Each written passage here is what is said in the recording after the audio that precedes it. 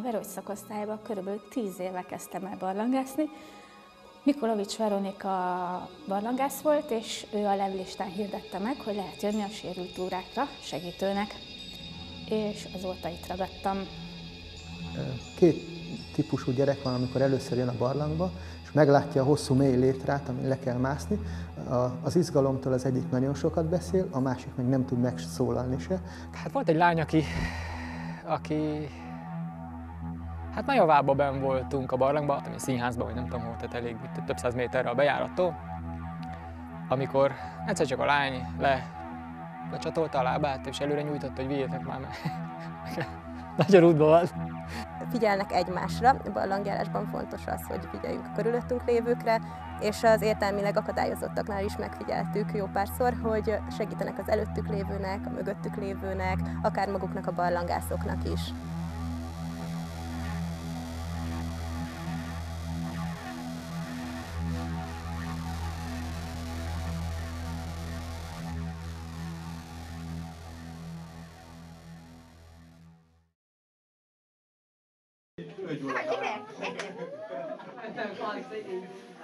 Gyere! Hopp! Úgy, mint a bordásfalon. Nagyon ügyes vagy, mint a bordásfal. Olyan, mint egy nagy bordásfal. Ruk! Lábadat ráteszed, kötéllel nem foglalkozol. Úgy, lépsz! Ügyes! Nagyon ügyes! Egyesével szépen. És rakod lejjebb a kezedet. Nagyon ügyes volt. Kilisről hozhatsz egy 10 kezdjük, jó? Nagyon ügyes vagy, Dajja. 30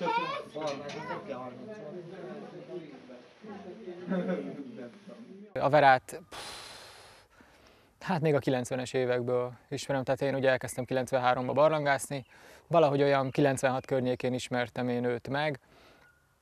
Akkor csak mint barlangászni nem tudtam róla semmit, és ugye aztán ő toborzott embereket. A Petői Intézetben dolgozott ő, mint konduktor, tehát a mozgássérülteknek a fejlődéséért volt ő elhivatott.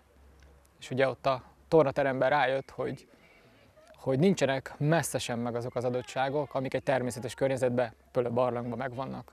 Ugye a legjobb, legalkalmasabb tényleg a barlangi körülmény erre. És nem csak nekik, tulajdonképpen bármilyen, tehát akár ugye magatartászavaros, vagy egyéb ilyen csökkent szellemi képességű, vagy vakoknak egy nagyon jó lehetőséget ad, hogy tudjanak fejlődni, és akkor elkezdte ezt, hogy ugye annak idején ő nagyon sokat kilódott ezzel, hogy honnan szedjen össze embereket. Hát megküzdött ezzel. Hát én azt hiszem, most arra ez elég jó kinőtte magát, tehát elég sokan vagyunk.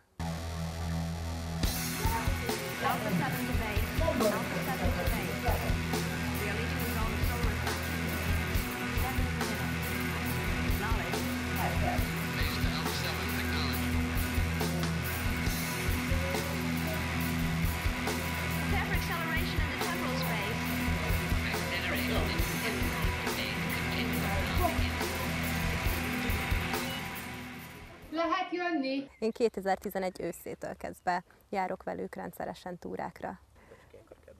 Keddenként mindig, és párszor hétvégén, amikor belefér, akkor is eljárok. Hát egy túrán általában olyan 10-12 fő gyerek jön, ehhez olyan 6-8 barlangász. Megérkeznek, átöltözünk,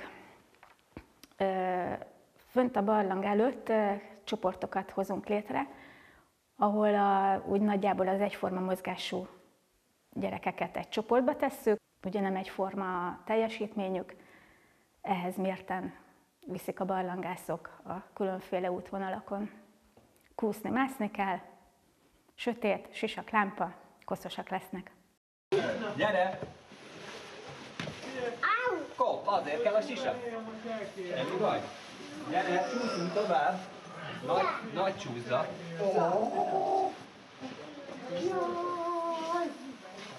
Azaz. Gyere, felekedem van.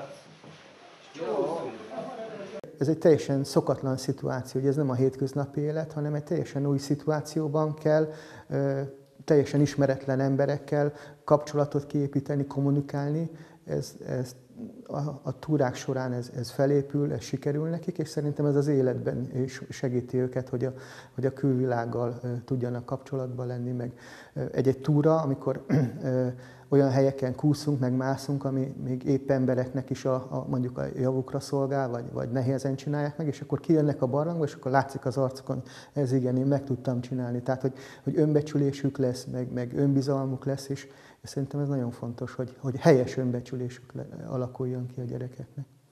Másik lábadat is. Másik lábadat is. Nyújtsd ki a lábadat. Na, akkor a bal lábadat ide tesszük, jó? Ide, ameddig stabilan nem vagy. Ez, de ne dőlj ki. Úgy. A hátadat fektesd neki ennek a falnak. Fektesd neki. Úgy. Ezt a lábad ide. És akkor most a mögötte vagy. Úgy szépen. Ugyanúgy megy? Igen. Ugye hát ez kétoldalú dolog, tehát nem csak ők fejlődnek rengeteget, hanem mi is. Tehát, hogy ugye az új helyzetek, az új emberek, tehát hogy meg is kellett ezt tanulni, tehát ugye ezért is szoktuk sokszor mondani, hogy kellene ilyen bemelegítő túra, hogy is kell kezelni akár egy vakot, egy mozgássérült, vagy akár egy végtag hiányos, vagy egy olyan delikvenst, akit kerekes székkel tolunk el a létre tetejéig, tehát... Gyere! Használd a lábad! Igen, van egy kislány, úgy hívják, hogy Kriszti, becenevén Kis Kriszti, és amikor ő először jött, nagyon bátortalan volt, nagyon vékony, és a hangját nem lehetett hallani, de azért elszántan jött velünk. Kriszti ilyen volt, hogy ő egy szót sem tudott szólni. Aztán az idők során megbátorodott, és most már beszél, sőt, nagyon sokat beszél, de nem az izgalomtól, hanem hogy örül, hogy velünk élt kirándulni. És eleinte nagyon lassú volt, kicsit ügyetlenecske, de ahogy most már több éve átjár velünk, egyre ügyesebb, most már a színházteremből egyedül kitalál, tehát ő megy a csapat élén, és kivezet minket a barlangból is.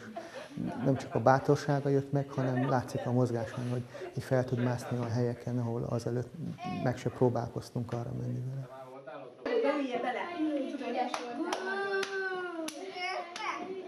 Jó. A mozgásukban az is nagyon sokat segít, hogy egy olyan környezetben mozogjanak, és olyan olyan környezetben állnak kihívások előtt, amit őket stimulálják. És emiatt is jobban teljesítenek. Teszem azt, egy tornateremben nem feltétlenül másznak négykézláb, főleg a mozgássérültek, vagy mennek létrán, de így a barlang, mint motiváló hatás miatt meg tudják ezeket tenni.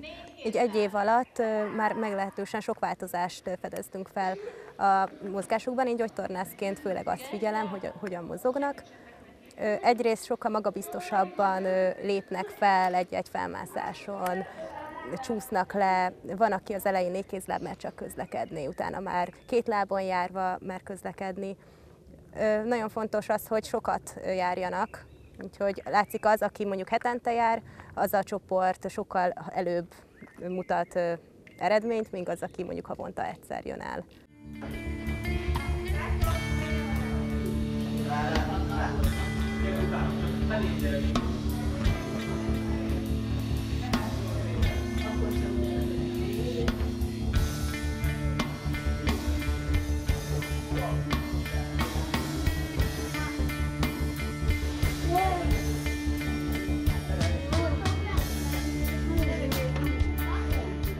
A szülőktől is kaptunk nagyon sok visszajelzést, hogy gyermekük fejlődött, mind segítőkészségbe, mind mondjuk mozgáskultúrába, jobban barátságot kötnek más idegenekkel, szóval szocializálódnak.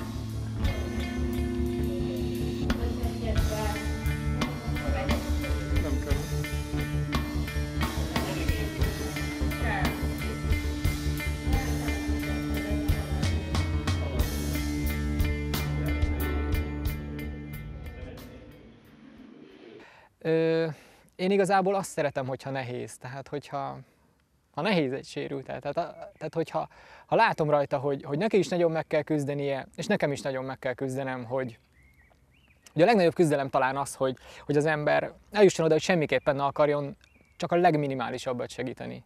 Ugye sokszor el tudja rontani, főleg az újoncok, tehát amikor az ember így bekerül ebbe a környezetbe, és akkor sajnálod őt nagyon, hogy fú, hát ő így él, és akkor belegondolod magad, hogy akkor te, fú, de mennyire jó lenne, mit tudom én, igényelnéd a segítséget, és ezért nagyon elkezdesz neki segíteni.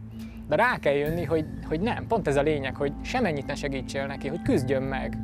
És akkor majd elfárad, akkor majd visszarángatod a létrához, de addig hagyni kell nyugodtan, hogy ő ettől fognak fejlődni. Ez nagyon fontos, hogy ettől fejlődik. Kis Péter hol vagy? Honnan tudjam? Addig Kis Péter? Honnan tudjam? Meg egy ideig maradok. Kis Péter hol vagy?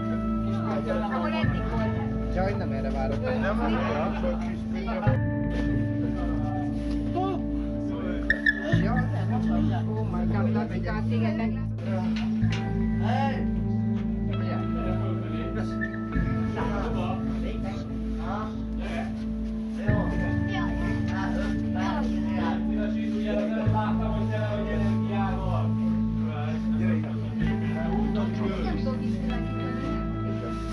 Nem kell.